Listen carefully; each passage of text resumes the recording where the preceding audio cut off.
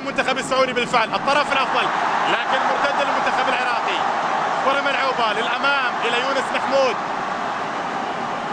ينتظر الان المسانده وينتظر المساعده، ولكن كره لا زالت لصالح المنتخب العراقي. محاوله موجوده ما بينه وبين احمد البحري او خالد عزيز عفوا، والكره بعد ذلك الى ضربه ركنيه، الى ضربه ركنيه.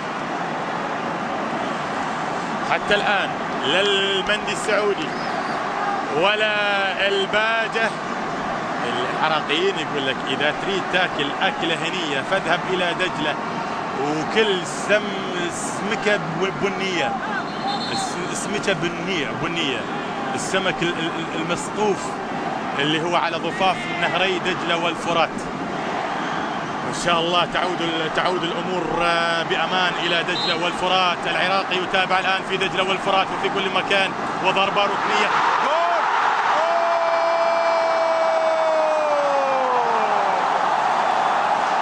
يونس محمود،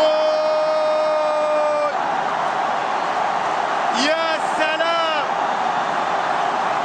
العراق والعراق والعراق، ويونس محمود يكسر الجمود، يكسر حالة التعادل التي كانت سائدة. شوف الكرة الماضية ومن أمام الكل مرت، لكنها ما مرت. شوف الراس اللي كانت منتظرة وكانت مترقبة وكانت متلهفة. يونس محمود هدف أول في المباراة النهائية.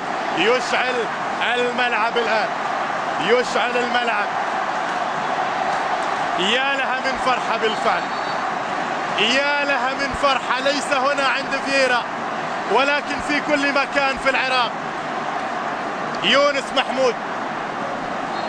محمود بالفعل يعادل ياسر القحطاني.